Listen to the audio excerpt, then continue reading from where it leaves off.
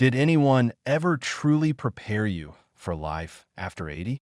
Not just the jokes about retirement or the cheerful cliches of golden years, but the real, sometimes sobering realities that only begin to reveal themselves when you've walked far enough down life's path to leave behind youth, middle age, and even early senior years.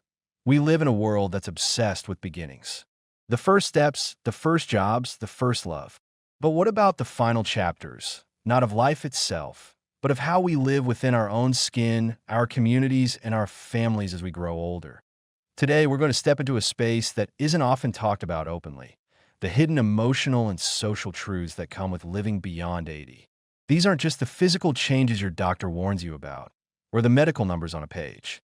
These are the shifts that take place in silence, in your relationships, in how the world sees you, and how you begin to see yourself. Some of these truths might sound familiar, like whispers you've heard before but couldn't name. Others may be new, surprising even, but all of them are real. And most importantly, you are not alone in experiencing them. Let's walk through them together. Point 1. The quiet collapse of social circles. One of the most noticeable, yet least spoken of, changes after 80 is the way your social world begins to gently fall away. Not all at once, but slowly, silently. Once upon a time, your phone rang more often. Visits from friends felt regular, unremarkable even.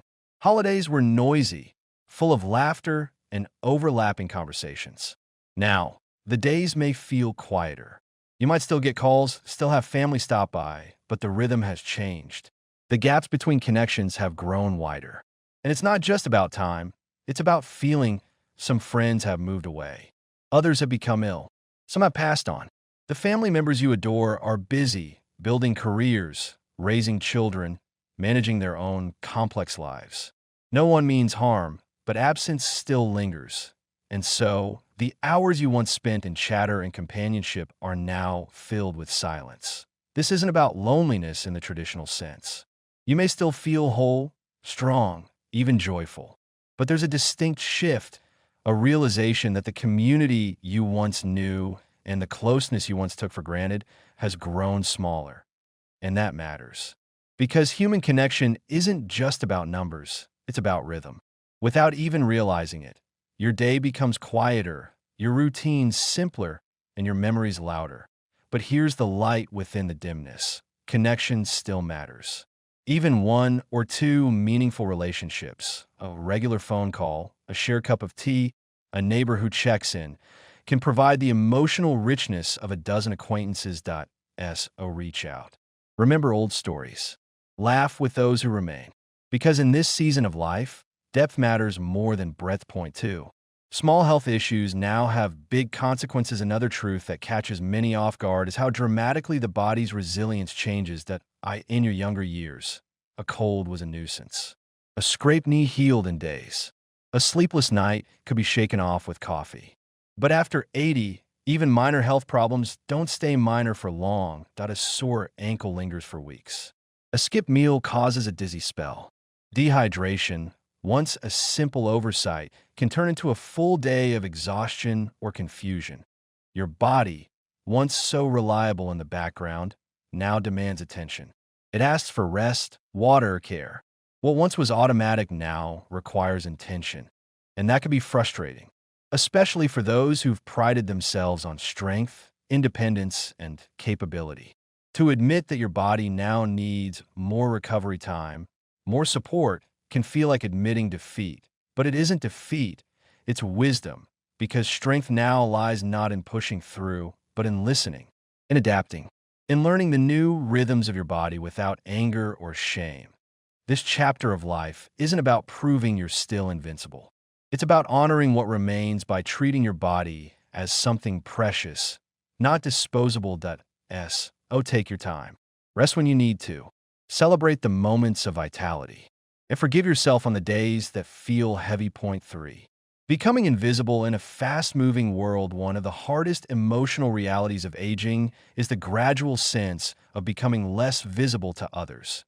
You enter a room and notice that people no longer turn to greet you the way they once did. You speak, and someone interrupts, not to be rude, but because they assume your thought is finished. At family gatherings, You might feel more like an observer than a participant, that it's not always intentional. It's not always cruel. But it happens that we live in a culture that celebrates youth, that moves quickly, that equates newness with value. And when you've reached your 80s, there's a quiet shift. Your voice no longer carries the same immediate weight. And yet, you've lived. You've loved. You've seen decades pass, history unfold, people grow. Your stories matter more now, not less, but you may need to speak them more deliberately, to ask for space in a conversation, to remind those around you, gently but firmly, that you're still here. Because while the world may rush past, your presence holds wisdom, your silence holds depth, and your experience has shaped the generations that now overlook you. Don't disappear. Be present. Speak truth. Share your humor, your memories, your lessons. Because even if the world forgets to ask, you still have so much to give. Point 4. The shrinking of daily life after 80 doesn't just shift internally. The world around you changes too. Familiar routines begin to fade. Favorite cafes close. Neighbors move or pass away. Streets that once felt walkable now seem too far. Even small errands become more effort than they once were. That it's not that life stops. It just becomes smaller, narrower. First, it's subtle. You skip one gathering, then another. You stay in more often, not from fear, but from fatigue. Before long, the life you once lived so fully begins to feel like a past version of yourself. And that can feel like grief. Not dramatic grief, but a quiet mourning for routines lost, places forgotten, and connections that once were effortless. But within that narrowing, there's also room for new depth, because when life slows, you begin to notice more. A single cup of tea becomes an event. A heartfelt conversation feels richer. You find new meaning in old stories, new comfort in simple pleasures. So don't focus on what's been lost. Focus on what remains, on what can still grow. Plant a seed, even if it's just in a small pot on the windowsill. Call a friend, even if they're far away. Start a project, even if it takes weeks.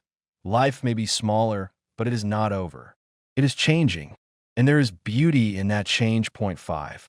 The unpredictability of your own body, perhaps the most unsettling truth of all, is this.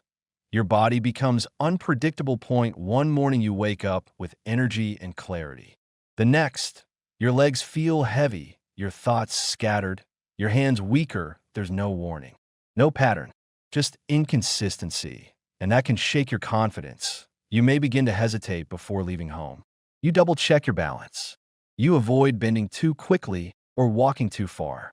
Not because you're afraid, but because you don't know what your body might decide to do that day. That uncertainty isn't just physical, it's emotional. It chips away at your self-trust. But here's the key. Unpredictability doesn't mean helplessness. You can still plan, still adapt, still lead your life with intention. You become a listener to your muscles, your breath, your energy. You learn how to rest, how to ask for help, how to prepare. That's not weakness. That's mastery, because wisdom isn't about being unchanged. It's about being attuned. And in your 8th decade and beyond, that attunement becomes your superpower. Final thoughts. A life still worth living. We've just walked through 5 of the quiet truths that come with living past 80. They're not easy. They're not often discussed, but they are real. And if you've experienced even one of them, you're not alone. Life at this stage is not about decline. It's about transformation, that it's about learning how to live inside a body that behaves differently, how to hold on to meaning when your world gets smaller, how to speak louder when your voice feels faded, how to stay rooted in connection, even when the crowd has thinned. These truths may be harsh, but they're also invitations to see yourself more clearly, to love yourself more deeply, to live with gentleness, with courage, and with grace. What stood out to you most?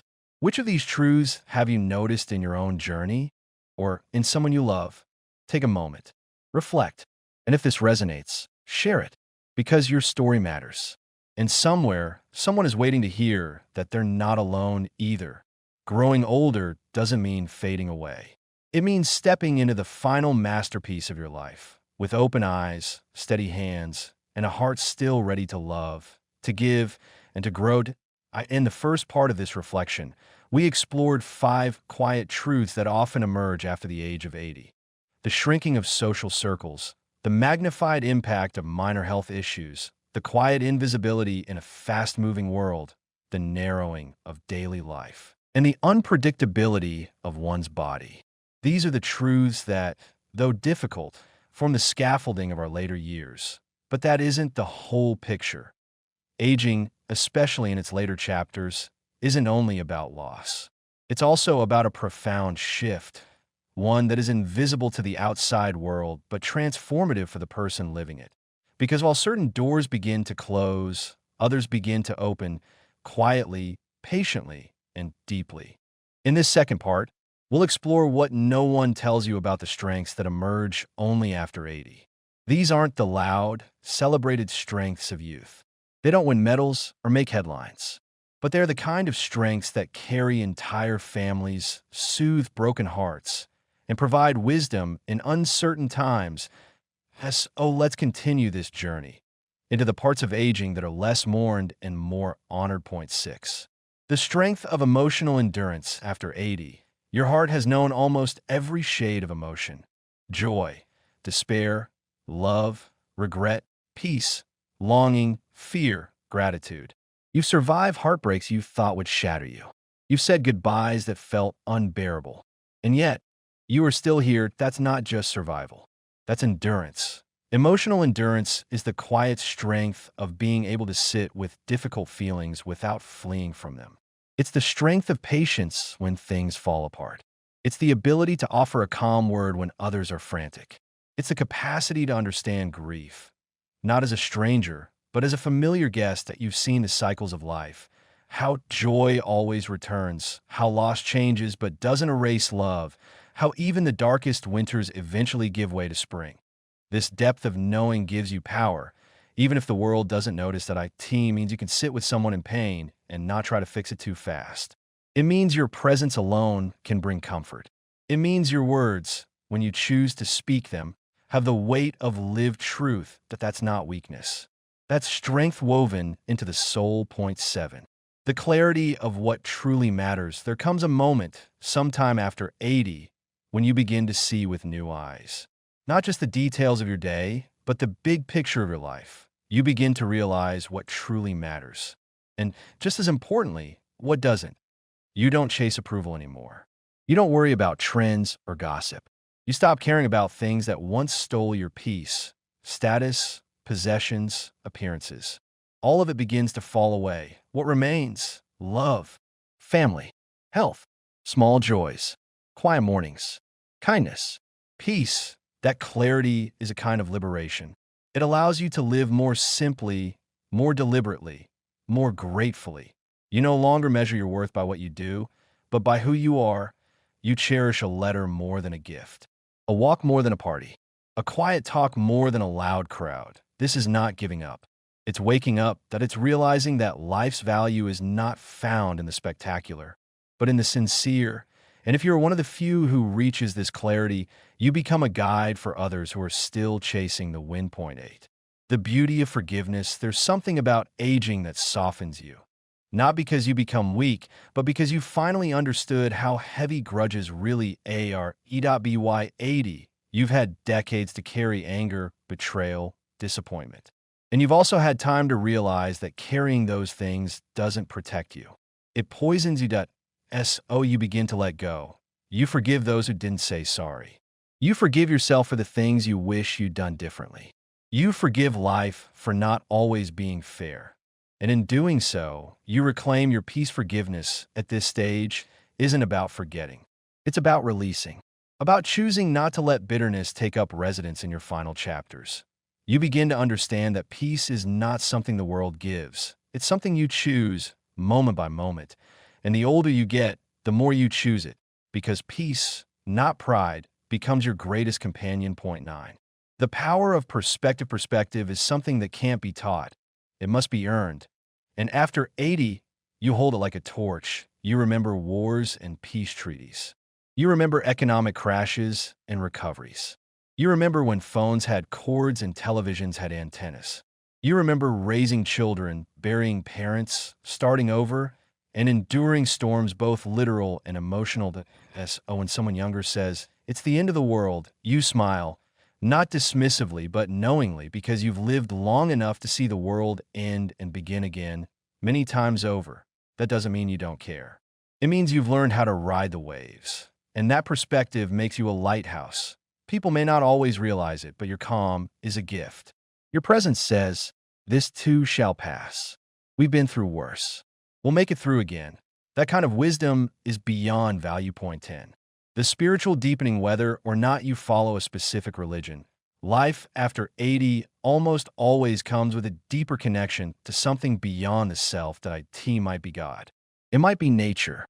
It might be love, memory, the universe, or simply the sacredness of breath. You begin to see the miracle in small things. The way the sunlight touches the floor. The way your grandchild laughs. The way a breeze carries memories. You start to feel that there is something larger holding you, and that, more than anything, brings comfort.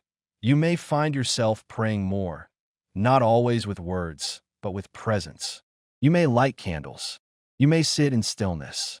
You may speak to those who are gone as if they're near, because in some way they are. This spiritual deepening isn't about answers. It's about connection. It's the sense that life, even in its fading moments, is still part of something vast and beautiful. And in that awareness, death loses some of its sting. Closing reflections. A life of quiet richness. So much of modern culture paints aging as decline, as if life ends when youth does. But the truth is more complicated and more beautiful. After 80, your life may be quieter. Your body may slow. Your circle may shrink. But your soul expands. You become more tender, more truthful, more forgiving. You become a keeper of stories, a witness to history, a teacher of life's invisible lessons. And while others may overlook you, you see more clearly than ever. You see that joy doesn't come from having everything, but from appreciating anything. You see that strength isn't in shouting, but in staying. You see that love, in its simplest form, is the most enduring truth of all. If you are in this season, or walking toward it, know this: you are not finished. You are becoming, and what you have to offer the world, your perspective, your presence, your patience, is more needed now than ever. May this stage of your life be one not of fading, but of flowering, quietly, boldly, and fully.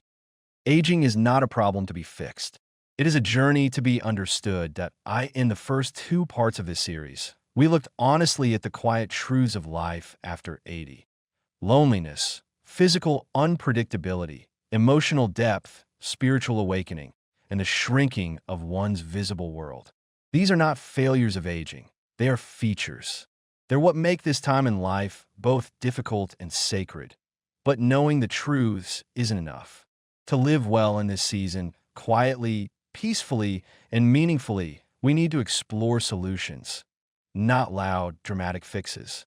Not gimmicks, but gentle practices, shifts in mindset, small habits, and quiet tools that can transform the texture of daily life. Here. In part 3, we offer long-form reflections on how to meet these challenges with grace, dignity, and quiet courage. Whether you're living this chapter or loving someone who is, these solutions are not quick answers, but thoughtful paths forward. Point 1. To combat isolation. Create a ritual of connection. Loneliness is one of the most profound pains of old age. Not simply the absence of people, but the absence of meaningful presence. After 80, it's not unusual for friendships to fade, family members to be busy, and the home to grow still. The solution is not more people. It's more connection. Try creating a daily or weekly ritual of connection. Phone calls with purpose. Instead of generic check-ins, try specific themes. Mondays, share memories. Wednesdays, tell a joke. Fridays, talk about dreams or prayers. Correspondence revival. Letter writing is slow, but powerful. Encourage grandchildren to write letters instead of texts. Keep a story journal to pass on, one page at a time. Coffee or tea windows. Choose 1 hour each week. Same day, same time, when friends, neighbors, or family know they can call or visit you without an invitation. Make it a habit, community through service. Volunteer roles like phone companion, wisdom mentor, or grief listener allow you to give while connecting deeply. It's not about having a busy social calendar. It's about cultivating intimacy in small, dependable ways. Point 2. To ease physical fragility. Embrace the art of gentle motion after 80. The body becomes less predictable. A simple cold can linger. A fall can change everything. Energy fluctuates. But movement is still life. And motion, done wisely, is medicine. Forget intense workouts. Instead, cultivate the art of gentle motion. Stretch with stories while listening to music or a family member read aloud. Gently stretch fingers, shoulders, neck, and legs. Let movement become part of a sensory experience. Tai Chi and Qigong. These ancient practices are deeply healing, combining breath, balance, and presence. Many communities offer senior classes, or they can be followed online, seated or standing. Garden as therapy, even if it's just pots by a window. Tending to something that grows keeps the body in motion and the soul engaged. Walking rituals. If possible, establish one small walking path, indoors or out, that becomes your daily journey.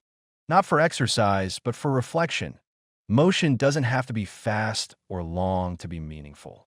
The goal is not to push the body, but to befriend it again, gently, compassionately, every day. Point 3. To address shrinking purpose. Build a legacy in real time.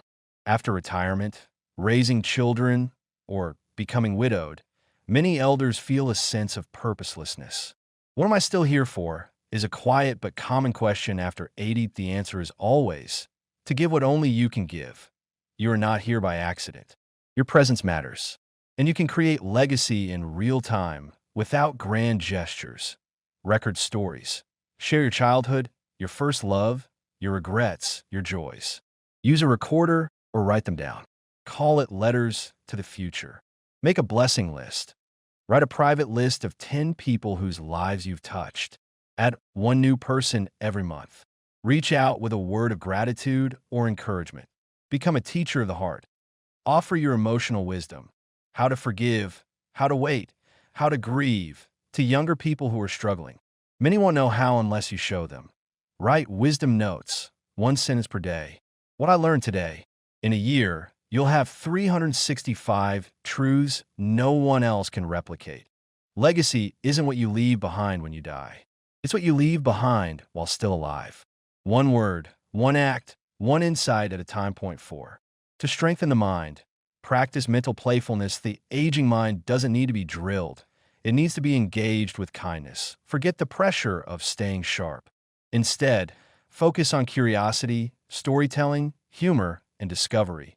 Curate a wonder wall. Fill a wall or folder with images, questions, or facts that make you curious. Change it monthly. It keeps the mind wondering, not worrying. Story swapping. Trade memories with others, one detail at a time. Tell me about your first job becomes a door to connection and cognitive stimulation. Learn something wildly new. Pick something completely outside your comfort zone. Astronomy. Origami. The art of tea. Not to master it, but to marvel at it. Use poetic journaling. Every day, write one observation in poetic form. The rain taps like an old friend knocking. It doesn't need to be good. It needs to be yours. Mental health in old age thrives not on pressure, but on play. Point 5. To face mortality with peace. Create a gentle spiritual routine after 80. The presence of death becomes undeniable. Friends pass. The body whispers. The mirror changes. But fear doesn't have to rule this reality. Peace can be cultivated like a garden, daily, slowly, and with trust that here's how. Start and end your day with stillness. Just 5 minutes. Eyes closed. Breathe in this truth. I am still here. And that is enough. Speak to those who've passed. Create a small ritual. A photo, a candle, a few words.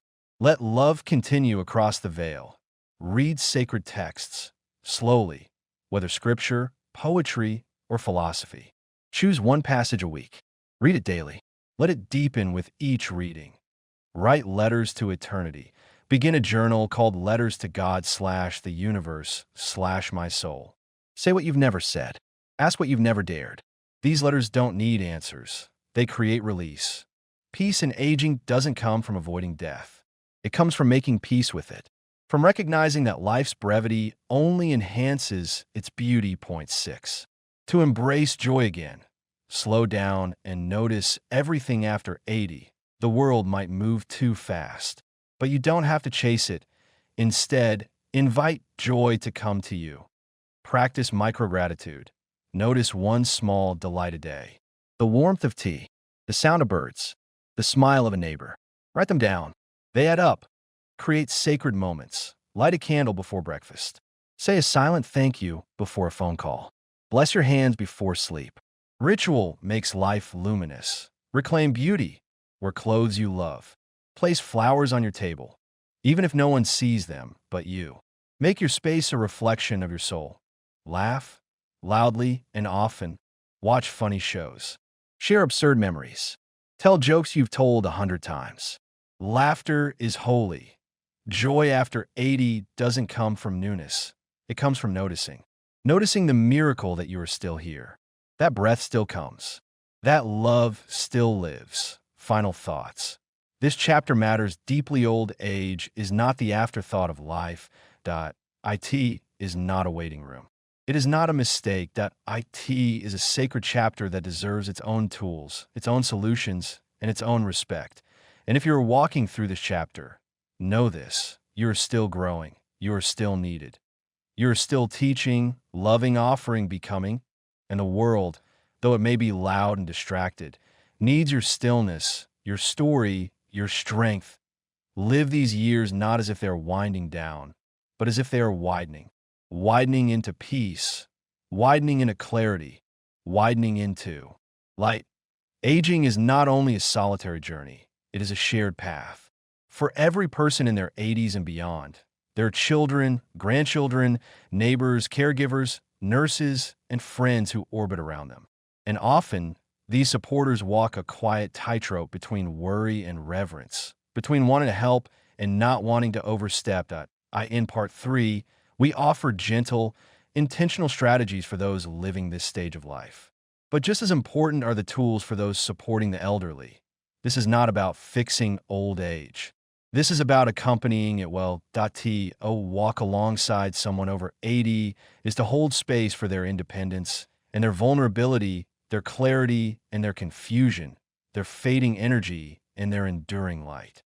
It is an honor, but one that demands deep listening, humility, and love. Here are long-form, grounded solutions for sons, daughters, spouses, companions, and professional caregivers on how to truly be there for someone navigating the quiet hills of very old age. Point 1. Practice sacred listening, the kind that doesn't interrupt or rescue. The elderly don't always need advice. They need to be heard. After 80, many people speak more slowly or circle back to old stories. Some may speak less at all, but when they do speak, whether in a whisper, a ramble, or a sigh, it's sacred ground. How to listen better. Drop the impulse to correct. When a memory is misdated or a detail is off, ask yourself, does accuracy matter more than connection right now? Don't fill silences. Let silence breathe. Let stretch. That pause might just be the space where a truth is forming. Respond with curiosity, not solutions. Tell me more about that goes much farther than here's what you should do. Honor the story over the fact. If your loved one tells you about a long-deceased friend as if they're still alive, don't always correct them. Sometimes, love lives in memories, not in logic. This kind of listening is an act of spiritual care. It tells the elder, you matter. Your words matter. I'm not here to change you. I'm here to witness you. Point 2. Redefine help. Support with dignity, not pity. Helping someone over 80 isn't always about doing things for them. Often, it's about doing things with them or empowering them to do it themselves in new ways. Dignified support looks like this. Offer options, not orders. Would you like to take your walk now or after lunch? is respectful. We need to go for your walk now is infantilizing. Ask before touching or moving. Even if you try and help them up from a chair or put on their coat, ask permission. The body is still theirs. Let them teach you. Ask them how they've always managed their finances, folded laundry, or cooked soup. Let them be the teacher again. Respect resistance. If they say no, ask why. Don't push. Instead, explore. Tell me what you're feeling about that. Helping an elder is not about doing everything for them. It's about supporting their autonomy, even as it changes. Point 3. Create environments of calm, not control the atmosphere around someone over 80 matters deeply. Many elders are highly sensitive to tension, noise, and clutter. Their worlds may be getting smaller, so those worlds must feel safe, calm, and dignified. How to cultivate peaceful space. Declutter gently. Don't throw away items without asking. Instead, ask them about the story behind an object. Often, it's the story, not the item, that needs preserving. Make safety invisible. Grab bars, non-slip rugs, and soft lighting can all be added discreetly. Let them preserve pride while enhancing security. Avoid the TV blare. Loud television is overstimulating. Choose soft background music, nature sounds, or silence, based on their preferences. Use lighting as mood medicine. Natural light in the morning lifts mood. Warm, dim lights in the evening prepare for rest. Let the home reflect the rhythms of their body that you're not just keeping a space clean, you're creating a sanctuary. A home that says, you are safe, you are respected, you're home. Point 4. Speak with respect. Words that uplift, not diminish. Language matters. The way we speak to and about the elderly has immense power to either affirm their dignity or accidentally erode it. Better ways to speak. Avoid baby talk or patronizing tone. They are not children. Even with cognitive decline, they deserve adult language and tone. Use their name often. It reminds them, and you, that they're still a whole person. That don't joke about forgetfulness or slowness. These jokes, even when lighthearted, can sting. Replace "you should" with "would you like" or "how do you feel about." Invite, don't command. And above all, speak to them, not around them. Don't ask a nurse about their condition while they sit silently beside you. Include them. Honor their presence. Point 5. Honor their grief. Don't rush them into cheerfulness after 80. Life becomes a constant negotiation with loss. Loss of peers, health, mobility, sometimes even memory. Grief is not just about death. It's about changes. What you can do. Let them cry without needing to fix it. Simply say, I'm here. Or, that sounds really hard. But just offer a hand. Don't shame their sadness with forced positivity. At least you're still alive. Or cheer up. You have grandkids. Can invalidate deep, real sorrow. Invite memory gently. Ask, what do you miss most about her? Or what did you two laugh about the most? Let memories live through conversation. Create rituals of remembrance. Light a candle together. Look through old albums. Tell their loved one's story together. Grief doesn't need solutions. It needs company. Point 6. Support spiritual meaning. On their term, spiritual questions often rise to the surface after 80. Some elders grow more devout. Others question everything. Some seek comfort in rituals. Others seek silence. How to be there, spiritually. Ask gently, what brings you peace these days? Or would you like me to read your favorite prayer? Honor their rhythms. Let them pray, meditate, or reflect in their own time. Offer to join, but don't intrude. Don't impose beliefs. Whether you're more religious or less, honor their view. This isn't a time for debate. It's a time for holding space. Support their legacy. Help them write letters to God, to family, to the universe. Help them leave a moral or spiritual legacy that reflects their truth. This is a sacred season. Walk it barefoot. Speak softly. Let them lead. Point 7. Embrace the gift of presence. Just be there above all else. What most elders want is not money, advice, or even health. They want presence. Not scheduled visits that feel like checklists. Not overly cheery check-ins that gloss over truth. But real, human presence. Quiet companionship. What presence looks like. Sitting silently beside them while they nap, holding their hand during a show. They love bringing a book and reading aloud. even if they fall asleep showing up regularly. Even when you have no reason, your presence says, "You are not forgotten. You are not invisible. I choose you." Still, always, final reflections. This is sacred work. To walk with someone over 80 is not a burden.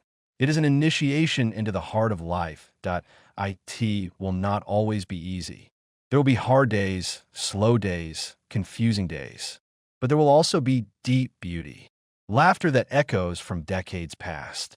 Eyes that still light up. Hands that still know how to hold. Be patient.